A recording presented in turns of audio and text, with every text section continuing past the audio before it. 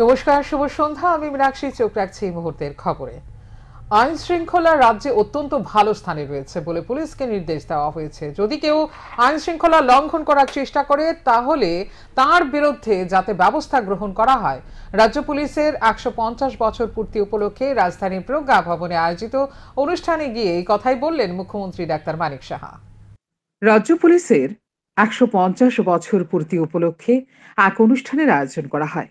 রাজধানীর প্রজ্ঞা ভবনে আয়োজিত অনুষ্ঠানে প্রধান অতিথি হিসেবে উপস্থিত ছিলেন মুখ্যমন্ত্রী ডাক্তার মানিক সাহা। মুখ্যমন্ত্রী বেলুন উড়িয়ে অনুষ্ঠানের শুভ সূচনা করে রাজ্য পুলিশের আধিকারিকদের সাথে মতবিনিময় করেন।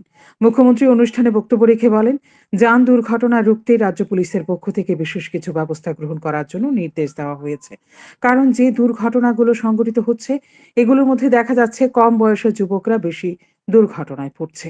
তাদের মধ্যে দুর্ঘটনার ভয় ভীতি না থাকার কারণে এই ধরনের ঘটনা হচ্ছে। বিশেষ করে লক্ষ্য করা যাচ্ছে হেলমেট পরিধান না করে বাইক ও স্কুটি চালিয়ে এই দুর্ঘটনায় পড়ছে তারা। তাই এবার সিদ্ধান্ত নেওয়া হয়েছে যারা হেলমেট পরিধান করবে না তাদের যাতে পেট্রোল দেওয়া না হয়, তার জন্য কর্তৃপক্ষদের নির্দেশ দেওয়ার। এর পাশাপাশি যারা বাইকের বিকট শব্দ বানিয়ে রাখবে তাদের যাতে পলিউশন সার্টিফিকেট না দেওয়া হয় তার জন্য নির্দেশ দেওয়া হবে। কারণ একাংশ অতি উৎসাহী যুবকরা এই ধরনের ঘটনা ঘটছে। গাড়িগুলো বা মোটরসাইকেলগুলো চালায়, ওদের হিতাহিত জ্ঞান থাকে না। এই বয়সটা খুব, আজকেও আমরা একটা জায়গার মধ্যে যারা নিউ ভোটার্স, আজকে আমরা জানি যে foundation day of election commission of India, voters day তো 1950-তে হয়েছিল এবং 2011 সেখানে আমি গেছিলাম।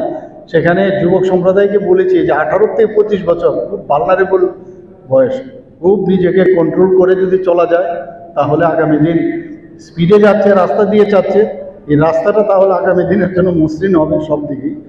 তো এবং পলিউশন সার্টিফিকেট যখন আনে, এখানে আমি বলবো যে পলিউশন সার্টিফিকেট আনার সময় সেখানেই সাউন্ড যদি দেখে যে ওখানে সাউন্ডটা এরকম হচ্ছে, তো পলিউশন যারা সার্টিফিকেট দেয় ওদেরকে বলবো যে ওদেরকে যেন কোনো অবস্থায় পলিউশন সার্টিফিকেট না দেয়। তাই এখানে একটা এই ধরনের আমাদের চিন্তা ভাবনা আছে। পেট্রোল নিতে গেছে কোনো জায়গার মধ্যে বা ডিজেল নিতে গেছে, সেখানেও আমরা বলবো যদি এই ধরনের সাউন্ড যদি থাকে বা তখন ওদেরকে বলতে হবে, যেমন হেলমেট ছাড়া অনেক জায়গার মধ্যে পেট্রোল দেয় না বা এরকম একটা মাঝখানে চলেছিল, তাকে সাস্টেন করার জন্য বলবো আমরা যে তাহলে এই ধরনের মোটরসাইকেলকে দেবে না। যদি অসুবিধা হয় তা আরক্ষা দপ্তরের সাথে যেন যোগাযোগ করে। তো এগুলো অনেক চিন্তা ভাবনা আছে, এগুলো নিশ্চয়ই সবাই মিলিত প্রচেষ্টায় সেগুলো আমরা করতে পারবো। পাশাপাশি নেশার প্রসঙ্গে মুখ্যমন্ত্রী বলেন, রাজ্যের প্রবেশ পথ চূড়াই বাড়ি সহ মায়ানমার এবং মিজোরাম সীমান্তে চলছে কঠোর নজরদারি। কারণ এই রাজ্যে প্রবেশ পথ এবং সীমান্ত দিয়ে নেশাদ্রব্য যাতে কোনোভাবে প্রবেশ করতে না পারে তার জন্য প্রশাসন কঠোর হয়েছে। অপরদিকে মানব পাচার ও রোহিঙ্গাদের প্রবেশ যাতে না হয় সেদিকেও গুরুত্ব দেওয়া হচ্ছে। জাতি জনজাতির সুসম্পর্ক বৃদ্ধি করতে সফল হয়েছে সরকার। আইন শৃঙ্খলা রাজ্যে অত্যন্ত ভালো রয়েছে বলে দাবি করেন এবং গোটা দেশের মধ্যে আইন শৃঙ্খলা ভালোর দিকে ত্রিপুরা তৃতীয় স্থানে রয়েছে। পুলিশকে নির্দেশ দেওয়া হয়েছে যদি কেউ আইন শৃঙ্খলা লঙ্ঘন করার চেষ্টা করে তাহলে তার বিরুদ্ধে যাতে ব্যবস্থা গ্রহণ করা হয়। কাজটা থাকবে যে আমি আপনার নিরাপত্তার জন্য আছি, কিন্তু যারা নিরাপত্তা বিঘ্নিত করবে তাদেরকে কিন্তু আমরা মানে কঠোরভাবে তার মোকাবেলা করব। এই যে বিষয়টা, সে আস্থার যে বিষয়, সে কনফিডেন্সটা আপনাদের সেটা আর আনতে হবে। আর আপনি কি কাজ করছেন, আপনারা কি কাজ করছেন সেটা কিন্তু সবাই দেখছে। এমন কাজ করবেন আপনারা যে কাজটা মানুষ সারা জীবন মনে রাখবে। আমরা আজকের বর্তমান আমরা দেখেছি, আমরা ইতিহাসকে আমরা জানি কিন্তু ভবিষ্যৎ আমরা জানি না। এমনভাবে আপনারা কাজ করুন যাতে ভবিষ্যৎ বর্তমান হয়ে ইতিহাস হয়ে সারা জীবন আপনাদের মনে রাখে। আমাদের অনেক ডাক্তারবাবুদের আছে, অনেক জায়গায় গেলে ওদের ট্রান্সফারের বিষয় যখন আসে, ওই এলাকার মধ্যে অনেকে হইচই করে যে না আমার এই ডাক্তারবাবুকে, বা অনেক টিচার আছে, ভালো ভালো টিচার আছে, টিচারকে এখান থেকে সরাতে পারবেন না। অর্থাৎ সে খুব ভালো কাজ করেছে, কিন্তু যেহেতু পুলিশিংয়ে একটা ডিসিপ্লিন ফোর্স, এক জায়গা থেকে আরেক জায়গায় যেতেই হবে, তো একটা ছাপ ওখানে রেখে আসুন যে এই পুলিশ অফিসার ছিল এখানে, বা এরকম একজন কনস্টেবল থেকে আরম্ভ করে সব স্তরের পুলিশই আছে, যে এত ভালো ছিল। এবং আমরা এখনও আছে অনেক পুরনো পুলিশ অফিসারদের, আজকেও আমরা নাম নেই ওদের। এইরকম একটা ছাপ আপনার আপনারা রাখুন। আর মাঝে মাঝে অনেক সময় পত্রপত্রিকায়ও উঠে, কিন্তু আপনার নিজেকে আগে দেখতে হবে যে আমি ঠিক কাজ করেছি কিনা, আমার বিবেক কি বলছে। আয়োজিত এই দিনের অনুষ্ঠানে মুখ্যমন্ত্রী ছাড়া উপস্থিত ছিলেন রাজ্য পুলিশের মহানির্দেশক অমিতাভ রঞ্জন সহ অন্যান্য আধিকারিক। অনুষ্ঠানে মুখ্যমন্ত্রী ফ্ল্যাগ অফ করে গাড়ির সূচনা করেন। গাড়িগুলো বিভিন্ন এলাকায় ঘুরে পুলিশের বিভিন্ন কাজকর্ম জনসম্মুখে তুলে ধরবেন। সান্দন টিভি। নাবালিকা ধর্ষণের দায়ে অভিযুক্ত টিএসআর জওয়ানকে দোষী সাব্যস্ত করে 20 বছরের কারাদণ্ড এবং 2 লক্ষ টাকা জরিমানা, অনাদায়ে আরো 2 বছর কারাদণ্ডের সাজা ঘোষণা করলেন বিশালগড় মহকুমা আদালতের অতিরিক্ত জেলা ও দায়রা জজ। সাজাপ্রাপ্ত আসামির নাম বাবুল দাস। টিএসআর এর 11 বাহিনীতে কর্মরত ছিলেন বাবুল দাস। অভিযোগ 2020 সালে 17 সেপ্টেম্বর বাবুল দাস বিশালগড় থানা এলাকায় এক নাবালিকাকে একাকিত্বের সুযোগ নিয়ে জোরপূর্বক ধর্ষণ করে। 2020 সালের 19 সেপ্টেম্বর নাবালিকার পরিবারের পক্ষ থেকে অভিযুক্ত বাবুল দাসের বিরুদ্ধে বিশালগড় মহিলা থানায় মামলা দায়ের করা হয়। ঘটনা তদন্তে নেমে বিশালগড় মহিলা থানার পুলিশ 2020 সালের 20 সেপ্টেম্বর অভিযুক্ত বাবুল দাসকে গ্রেপ্তার করে আদালতে সোপর্দ করে। আদালতের নির্দেশে বাবুল দাসকে জেল হেফাজতে রাখা হয়। মামলার তদন্তকারী অফিসার ঝুমা দাস মামলার তদন্ত শেষ করে আদালতে চার্জশিট জমা দেন। তারপর আদালতে শুরু হয় বিচার প্রক্রিয়া। বিচার প্রক্রিয়া চলাকালীন সময় মোট 13 জন সাক্ষীর সাক্ষ্যবাক্য গ্রহণ করা হয়। অভিযুক্তকে জেলে রেখে এই মামলার বিচার প্রক্রিয়া চলে। বৃহস্পতিবার বিশালগড় মহকুমা আদালতের অতিরিক্ত জেলা ও দায়রা জজ অভিযুক্ত বাবুল দাসকে দোষী সাব্যস্ত করে সাজা ঘোষণা করেন। সরকার পক্ষের আইনজীবী রিপন সরকার জানান, ভারতীয় দণ্ডবিধির 376 এ ধারায় আসামিকে 20 বছর কারাদণ্ড এবং 2 লক্ষ টাকা জরিমানা আদায়ে আরও 2 বছর কারাবাসের সাজা ঘোষণা করা হয়েছে। ভারতীয় দণ্ডবিধির 506 ধারায় আসামিকে 3 বছরের কারাদণ্ড এবং 5,000 টাকা জরিমানা করা হয়। অনাদায়ে আরও 6 মাসের কারাবাসের সাজা ঘোষণা করা হয়। দুটি সাজা একসাথে চলবে বলেও জানান তিনি। এই কেসে মোট 13 জন সাক্ষীর সাক্ষ্যপক্ষ গৃহীত হয়। সাক্ষ্যপক্ষ গ্রহণের পর এবং আর্গুমেন্টের পর আজকে 25 জানুয়ারি 2024 তারিখে মাননীয় স্পেশাল জাজ শ্রী দেবাশিস কর মহোদয় এক ঐতিহাসিক রায়ে 21 বাবুল দাসকে দোষী সাব্যস্ত করে এবং কনভিকশন দেয়। কনভিক্ট বাবুল দাস ভারতীয় দণ্ডবিধির 376 এবি ধারায় 20 বছরের কারাদণ্ডে দণ্ডিত করে এবং 2 লাখ টাকা জরিমানা করে। টাকা অনাদায়ে আরো 2 বছরের কারাদণ্ডাদেশ দেন। ভারতীয় দণ্ডবিধির 506 নং ধারায় বাবুল দাসকে 3 বছরের কারাদণ্ডে দণ্ডিত করে এবং 5,000 টাকা জরিমানা করে। টাকা অনাদায়ে আরো 6 মাসের। আসামির পক্ষ থেকে জরিমানা টাকা জমা করা হলে সেই টাকা ধর্ষিতাকে প্রদান করা হবে। আদালতের এদিনের রায়ের ফলে খুশি ধর্ষিতার পরিবারের লোকজন। উল্লেখ্য, আদালত এদিন আসামি বাবুল দাসকে ভারতীয় দণ্ডবিধি 376 এবি ধারায় 20 বছর কারাদণ্ড এবং 2 লক্ষ টাকা জরিমানা অনাদায়ে আরও 2 বছর কারাবাসের সর্বোচ্চ সাজা ঘোষণা করে। শান্তন টিভি। শিওরে লোকসভা নির্বাচন, বিরোধী রাজনৈতিক দলগুলিকে কোণঠাসা করতে ইতিমধ্যে শাসক দল ময়দানে ঝাঁপিয়েছে। সংগঠনকে মজবুত করতে এবার আওয়াজ তুলেছে গ্রাম চলো অভিযানের।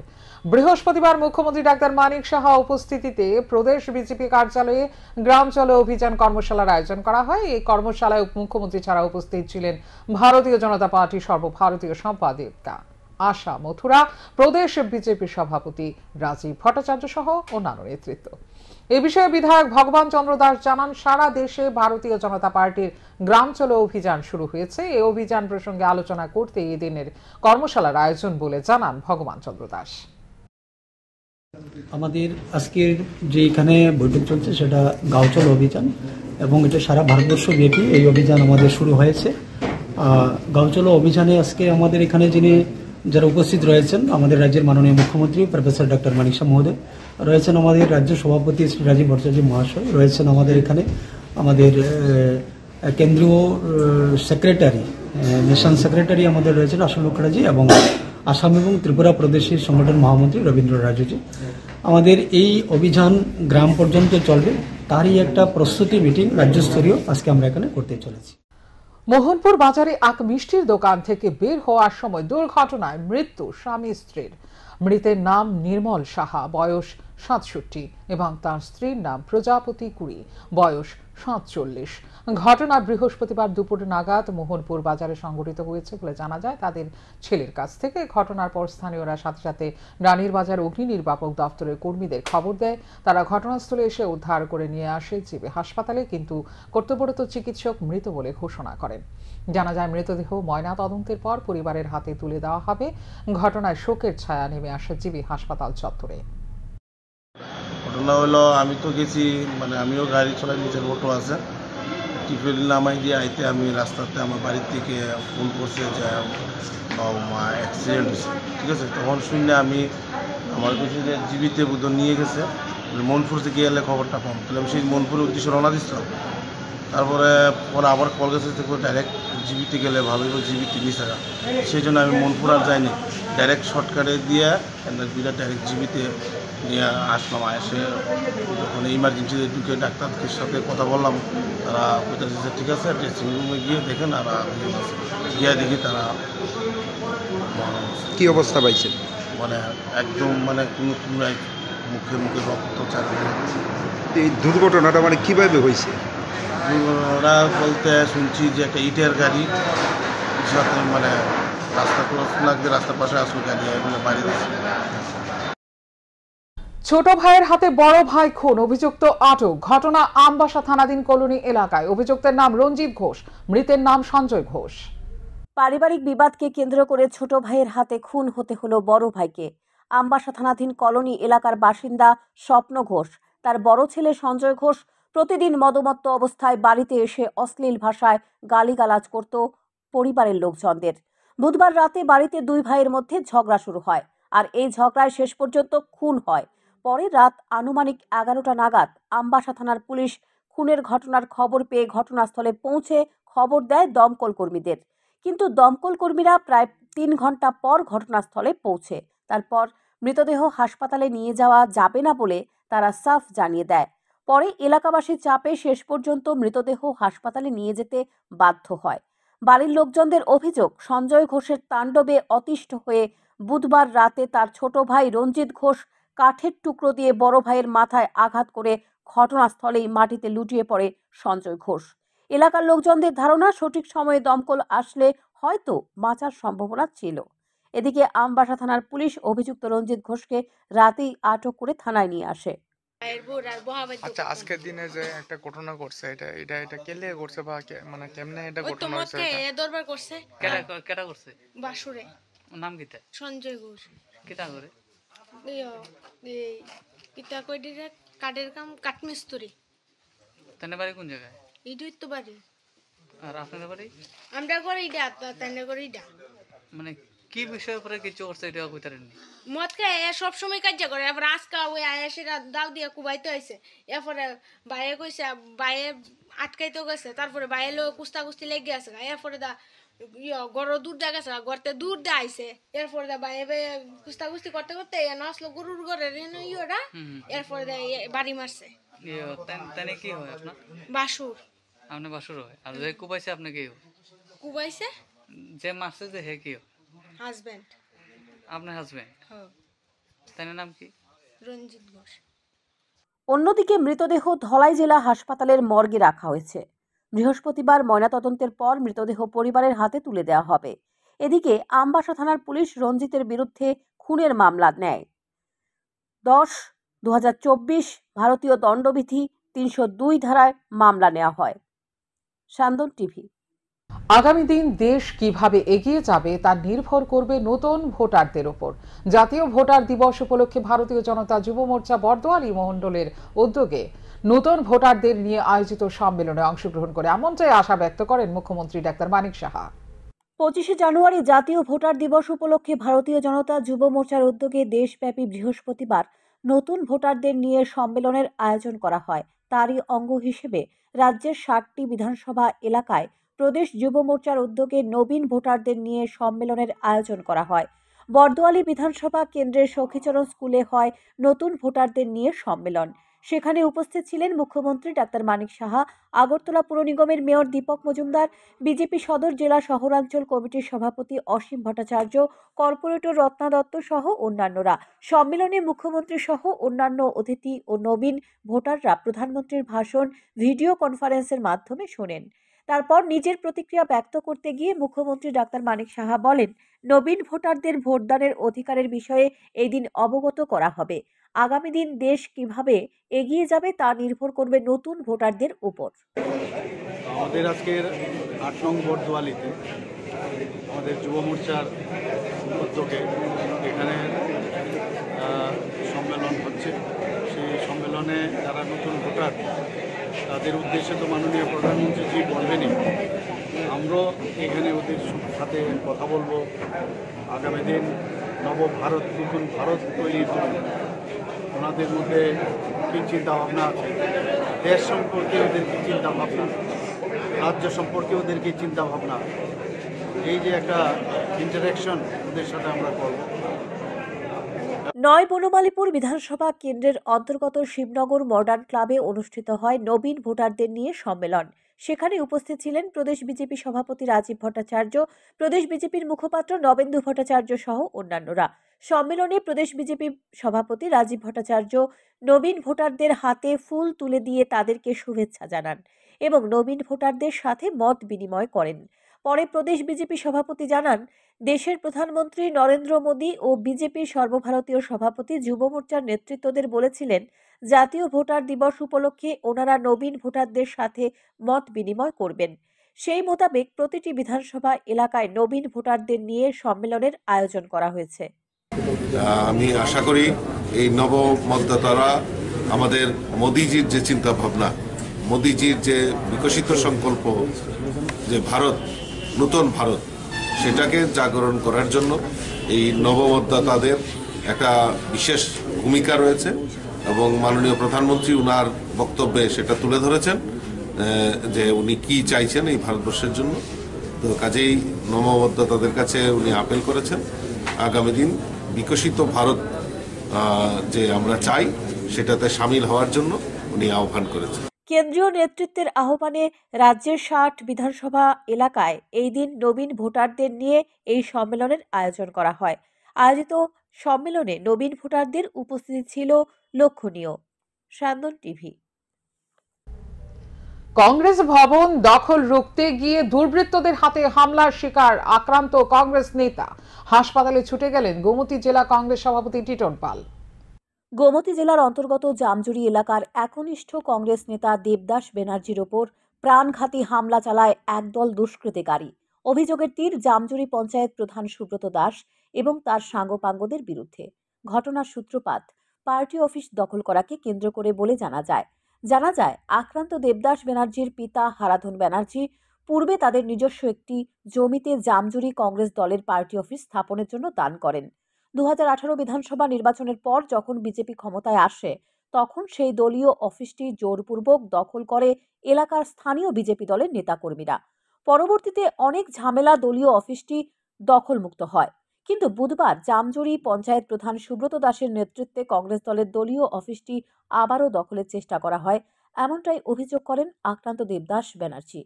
সেই সময় দলীয় অফিসটি দখলের ক্ষেত্রে তিনি বাধা দিতে গেলে বিজেপি দলের কর্মীদের সঙ্গে কথা কাটাকাটি হয় তার।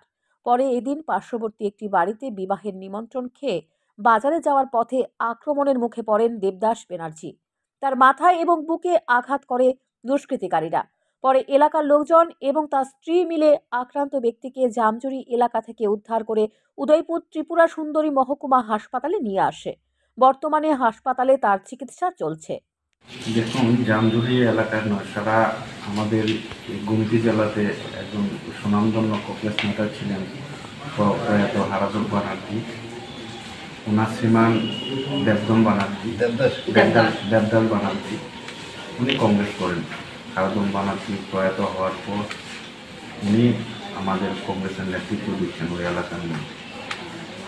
ওনার পরিবারের তরফ থেকে কংগ্রেস দলকে একটা ভূমিদান করা হয় জামদুলিতে, সেখানে কংগ্রেস ভবন ছিল। গতকালকে 23 জানুয়ারি উপলক্ষে ওই বক্সের মধ্যে ভারতীয় জনতা পার্টির ও এলাকার যারা কার্যকর্তা আছে তারা পতাকা তোলার চেষ্টা করে, দলীয় পতাকা। তখন তিনি বাধা দিয়েছিলেন যে এটা আমার বাবা কংগ্রেস দলকে দান করেছে, এটা কংগ্রেস অফিস, এখনো যাতে ভারতীয় জনতা পার্টির পতাকা উত্তোলন করেন না। ঘটনার খবর পেয়ে হাসপাতালে ছুটে আসেন জেলা কংগ্রেসের সভাপতি টিটন পাল সহ কংগ্রেসের একটি প্রতিনিধি দল। গোটা ঘটনার নিন্দা জানিয়ে আইনি পদক্ষেপ নেবেন বলে জানান কংগ্রেস নেতা টিটন পাল। শান্তন টিভি। বিলোনিয়া সরকারি ইংরেজি মাধ্যম দ্বাদশ বিদ্যালয়ে রাতে দুর্বৃত্তদের হামলা, ভাঙচুর করা হয় স্কুলের কাঁচের জানালা সহ স্কুলের বারান্দাতে রাখা ফুলের টব, electric switch board, CC camera সহ অন্যান্য সামগ্রী। খবর দেওয়া হয় বিলোনিয়া থানা ও প্রশাসনের আধিকারিক ও জেলার শিক্ষা আধিকারিকদের। আগেও একাধিকবার এই বিদ্যালয়ে রাতের বেলা দুর্বৃত্তরা হামলা চালিয়ে ভাঙচুর করেছে বিদ্যালয়ের সরকারি সম্পত্তি। একই কায়দায় গত বুধবার গভীর রাতে আবারও হামলা চালায় রাতের দুষ্কৃতীরা। বিদ্যালয় থেকে কোনো জিনিসপত্র চুরির ঘটনা না ঘটলেও বিদ্যালয়ের বেশ কিছু সামগ্রী ভাঙচুর করে নষ্ট করে ফেলেছে। বৃহস্পতিবার সকালে বিদ্যালয় খোলার পর বিদ্যালয়ের প্রধান শিক্ষক সহ অন্যান্য শিক্ষক শিক্ষিকারা বিষয়টি প্রত্যক্ষ করেন। এই ঘটনায় নিন্দার ঝড় বইছে বিলোনিয়া জুড়ে। খবর পেয়ে ছুটে আসে বিলোনিয়া থানার পুলিশ সবকিছু খতিয়ে দেখার পর তদন্ত শুরু করেছে। ওই যে সকালবেলা আমাদের স্কুল যখন মর্নিং সেকশন খুললো তখন টিচার আমাকে ফোন করলো, আমি এলাম, এসে দেখলাম যে স্কুলের বিভিন্ন জায়গাতে বিভিন্ন ধরনের জানালা, বেসিন, ক্যামেরা এগুলো ভেঙে ফেলা হয়েছে। অনেকগুলি সুইচ বোর্ড ভাঙা হয়েছে। মানে চুরি হয়নি, কোনো কিছু চুরি হয়নি, কিন্তু ডিস্ট্রয় করা হয়েছে বা ড্যামেজ করার চেষ্টা করা হয়েছে এগুলো। এর আগেও তো আপনার স্কুলে অনেক চুরি এর আগেও ঘটেছে, এর আগেও 2-3 বার ঘটেছে। গত পরশু দিনও আমাদের একটা ফুল বাগান করেছিলাম, ওখান থেকে এই পর্যন্ত 4 বার এই ফুল গাছগুলি চুরি করে নিয়ে যায়, টবগুলি ভেঙে ফেলে। তারপরে সেটা আছে, ঠিক আছে, কিছু বলিনি। কিন্তু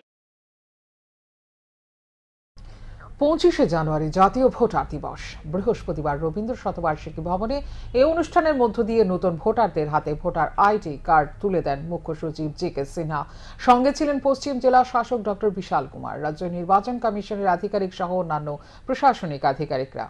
এদিন মঞ্চে নতুন ভোটারদের ডেকে শুভেচ্ছা জানানো হয়। পরে মুখ্য সচিব জি.কে. সিনহা বক্তব্য রেখে বলেন, 2023 বিধানসভা নির্বাচন অত্যন্ত শান্তিপূর্ণভাবে রাজ্যে উৎসবের মেজাজে সম্পন্ন হয়েছে। আসন্ন লোকসভা নির্বাচনে যাতে এতটাই শান্তিপূর্ণভাবে সম্পন্ন হয় তার জন্য প্রত্যেককে দায়িত্ব নিতে হবে। বিশেষ করে যারা নতুন ভোটার রয়েছে তাদের শান্তিপূর্ণ ভোট সম্পর্কে সচেতন হতে হবে। তারা সকলকে শান্তিপূর্ণ ভোট সম্পন্ন করার জন্য অবহিত করতে পারে। নির্বাচন মানেই গণতন্ত্রের উৎসব। মুখ্য সচিব আরো বলেন, 2023 সালে বিধানসভা নির্বাচনের মধ্য দিয়ে যে শান্তিপূর্ণ নির্বাচনের পরম্পরা রাজ্যে শুরু হয়েছে সেটা যাতে আগামী দিনেও অব্যাহত রাখতে হবে, তাহলে ত্রিপুরা সারা দেশের মধ্যে সুনাম অর্জন করবে। পাশাপাশি মুখ্য সচিব আরো বলেন, বিগত বিধানসভা নির্বাচনে প্রায় 90% ভোট দিয়েছে মানুষ, কিন্তু যে 10% মানুষ ভোট দেয়নি তাদের ভোট দেওয়ার বিষয়ে অবগত করতে হবে।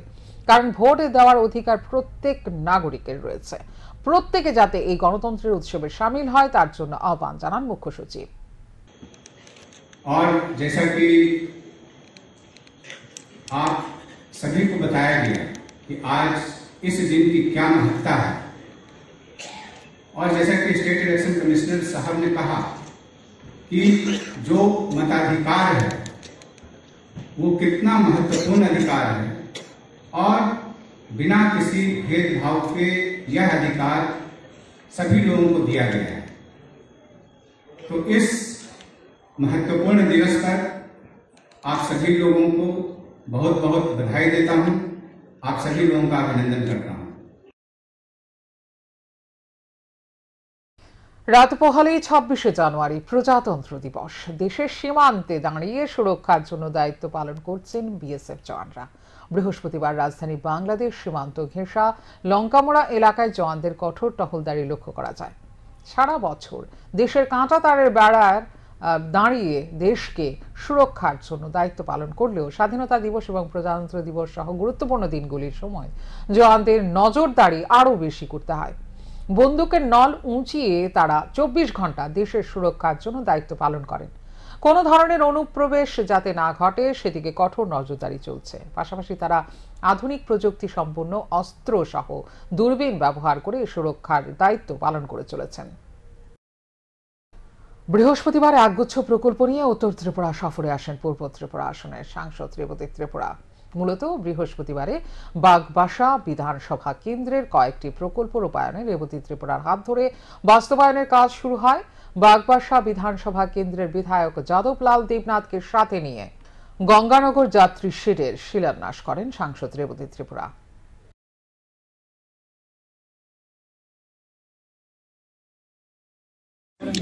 আজকে পুরো দিনে আসলে বাগবাসা বিধানসভা এলাকায় আমাদের কয়েকটা প্রোগ্রাম আছে, তার মধ্যেই আমরা দুইটা প্রোগ্রাম সেরে নিলাম। একটা হচ্ছে একটা বাজার মিশন তেলা বাজার, সেখানে ওনার উন্নয়ন যে তহবিল থেকে একটা বাজার সেদে যাত্রী সেদে আমরা ভিত্তিপ্রস্তর স্থাপন তার অনুষ্ঠান আমরা সেরে এখন আমরা আছি কদমতলা ধর্মনগর রাস্তা থেকে গোবিন্দপুর যে রাস্তা, এটা প্রায় আনুমানিক 2 কিলোমিটার। তার যে রাস্তা এটা দীর্ঘদিন ধরেই মানে খারাপ অবস্থায়, বলছিলেন 25 থেকে 30 বছর হবে, দীর্ঘদিনের এলাকাবাসীর দাবি ছিল, কিন্তু সেটা হয়নি। তো তার জন্য ওনার প্রচেষ্টায় এখন এবং আগামী দিনে এটা হবে, তার জন্য আমরা যে এক্সটেনশনের কাজটা সেটা আমরা শুভ উদ্বোধন করলাম। দীর্ঘ 9 মাস ধরে নিখোঁজ তাপস শুক্লদাস নামে এক ব্যক্তি ঘটনাজীবী পূর্ব চানমারি এলাকায়। নিখোঁজ ব্যক্তির মা জানান, দীর্ঘ 9 মাস আগে 8 মে তাপস শুক্লদাস বাড়ি থেকে বের হয়ে নিখোঁজ হয়েছে। পরিজনদের বাড়িতে খোঁজ খবর নিয়ে জানা যায় তাপস তাদের বাড়িতে যায়নি। তারপর জিবি পুলিশ ফাঁড়িতে থানায় একটি নিখোঁজ ডায়েরি করার পর এখন পর্যন্ত উদ্ধার হয়নি তাপস। তাপসের বয়স প্রায় 45 বছর, তবে তিনি মানসিক অবসাদগ্রস্ত ছিলেন বলে জানান নিখোঁজ ব্যক্তির মা। সরকারের কাছে দাবি ছেলেকে খুঁজে বের করে দিতে, যাতে সহযোগিতার হাত বাড়িয়ে দেয়। ছেলে নিখোঁজ হওয়ার ঘটনায় কান্নায় ভেঙে পড়েছেন তিনি। আমার ছেলে হারানি গেছে যে আজকাল 9 মাস হয়েছে। কতখানি খুঁজছি, থানাত গেছি, থানাত গিয়ে জানাইছি পরে আবার গেছি, পর কইছে ও আমরা তো পাইছি না, পাইলে আপনাদের কাছে আমরা খোঁজ করলাম। এরপরে অনেক কানো জানাইছি, আমার গোষ্ঠী গেছে, কেউ বাদ গিয়েছে না মানে আমি কি করতাম তোমরা কো। আমি মাথাতে একটু আছে আর কইছে গেছে, সবার কাছে কইছি। কতদিন হয়েছে আপনার ছেলে হারানো গেছে? 9 মাস হয়েছে। থানাতে জানাইছিলে? জানাইছি। কি কইছে তারা?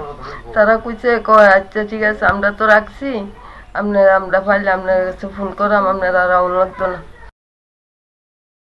বৃহস্পতিবার বীর বিক্রম মেমোরিয়াল কলেজে এক অনুষ্ঠানের মধ্য দিয়ে অদ্বৈত মল্ল বর্মনের 110তম জন্মজয়ন্তী উদযাপন করা হয়। উপস্থিত ছিলেন মন্ত্রী সুধাংশু দাস। তিনি অদ্বৈত মল্ল বর্মনের প্রতিকৃতিতে পুষ্পার্ঘ্য করে শ্রদ্ধা জানান। মন্ত্রী বলেন, অদ্বৈত মল্ল বর্মন একজন বিশিষ্ট সাহিত্যিক, সাংবাদিক এবং সমাজ সংস্কারক ছিলেন। তাঁকে স্মরণীয় করে রাখতে রাজ্য সরকারের পক্ষ থেকে বিভিন্ন জেলা ও কলেজগুলিতে অনুষ্ঠানের আয়োজন করার উদ্যোগ নেওয়া হয়েছে। নতুন প্রজন্মকে অবহিত করা হবে তাঁর আত্মত্যাগ এবং বর্তমান সময়ের প্রাসঙ্গিকতা, যাতে অদ্বৈত মল্ল বর্মনের আদর্শকে পাথেয় করে ছাত্রছাত্রীরা এগিয়ে যায়। এদিনের আয়োজিত অনুষ্ঠানে উপস্থিত ছিলেন কলেজের ছাত্রছাত্রীরা। বিশিষ্ট ঔপন্যাসিক, সাহিত্যিক, সাংবাদিক, সমাজ সংস্কারক অদ্বৈত মল্ল বর্মনজির জন্মজয়ন্তী আমরা গত 1 জানুয়ারি উদযাপন করেছি পুরো রাজ্যে। যিনি সমস্ত মালর সম্প্রদায় তথা তপশিলি জাতি সম্প্রদায়ের তিনি গর্বের মানুষ, তাকে নিয়ে আমরা গর্ব করি। তিতাস একটি নদীর নাম উপন্যাস লিখে যিনি চিরস্মরণীয়, আজও আমাদের প্রত্যেকের হৃদয়ে রয়েছেন।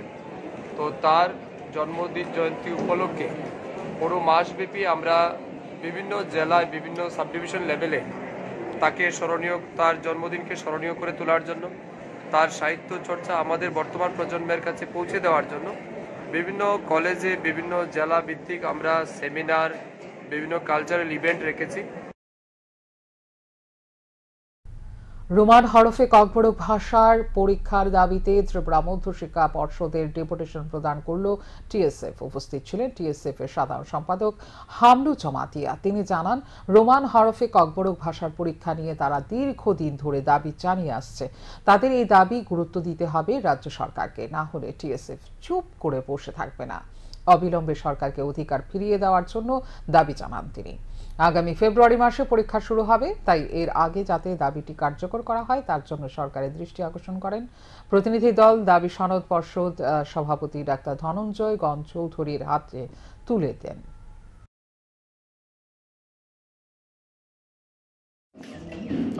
Thank you very much. We all know today we have visited the TBSC. We all know what our students are facing. Even in the past, the students were forced to write the Kokborok subject in Bengali script. But 100% students are in favor of Roman script.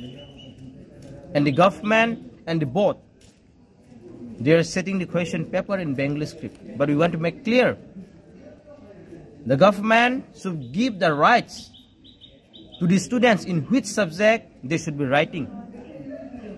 If the government is forcing them, we TSF won't be silent.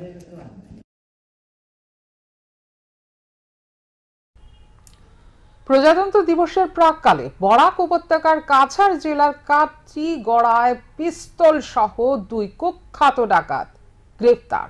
গোপন সূত্রের ভিত্তিতে বুধবার রাতে কাছাড়ের police super Numal মাহাত্তার নেতৃত্বে এক police অভিযান বরাক উপত্যকার কাছাড়ের কাটিগড়া এলাকায় এক পেট্রোল পাম্প সংলগ্ন স্থান থেকে 2 কুখ্যাত ডাকাতকে গ্রেপ্তারের খবরে সন্তোষ প্রকাশ করেছেন স্থানীয়রা।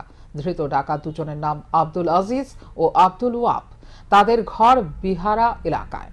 ধৃত 2 ডাকাতের কাছ থেকে পিস্তল ও 3 রাউন্ড তাজা কার্তুজ, 250 গ্রাম নকল সোনা, 2টি মোবাইল ফোন উদ্ধার করেছে পুলিশ। অতিরিক্ত পুলিশ সুপার সুব্রত সেন জানান, ধৃতরা দীর্ঘদিন ধরে জাতীয় সড়ক একাধিক ডাকাতি ঘটনায় জড়িত।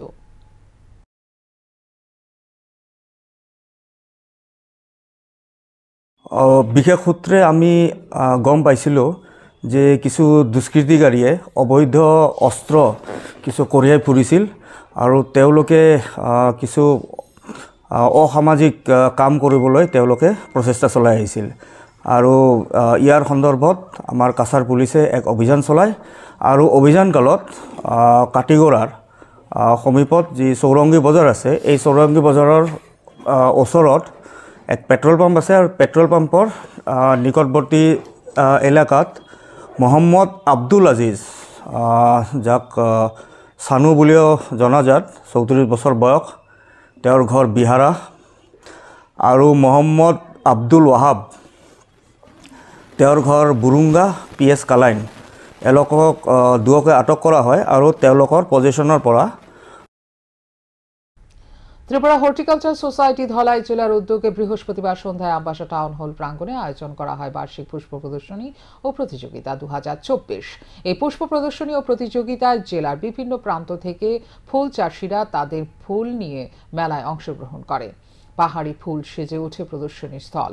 ডালিয়া, জারবেরা, গোলাপ, ক্যাকটাস, অর্কিড সহ বিভিন্ন প্রজাতির ফুল ছিল এই প্রদর্শনীতে। এদিন এসে আমবাসা জয়া দেববর্মা জানান, 531টি ফুলের টব নিয়ে হাজির হয়েছেন ফুল চাষিরা, যার মধ্যে প্রায় 75 প্রজাতির ফুল ও ক্যাকটাস এবং অর্কিড রয়েছে। বিচারক মণ্ডলীর মাধ্যমে চাষিদের আনা বিভিন্ন প্রজাতির ফুল এবং অন্যান্য অর্কিড, ক্যাকটাস, বনসাই এগুলি নির্বাচন করে প্রথম, দ্বিতীয়, তৃতীয় বিশেষ পুরস্কারে সম্মানিত করা হবে। চাষিদের উৎসাহিত করার জন্য দপ্তর থেকে বিভিন্ন সময় তাদেরকে সহযোগিতাও করা হয় বলে জানান জয়া দেববর্মা। গত বছরের মতো এবারও ধলাই ডিস্ট্রিক্ট লেভেল পুষ্প প্রতিযোগিতা 24শে জানুয়ারি থেকে 26শে জানুয়ারি পর্যন্ত চলবে এবং গত বছর প্রায় 420টা ফ্লাওয়ার এসেছিল। এবার প্রাকৃতিক দুর্যোগের মধ্যেও আমরা অনেকগুলো ফুল কৃষকের কাছ থেকে পেয়েছি। মোটামুটি 531টার মতো ফুল এখানে নিয়ে এসেছেন কৃষকরা।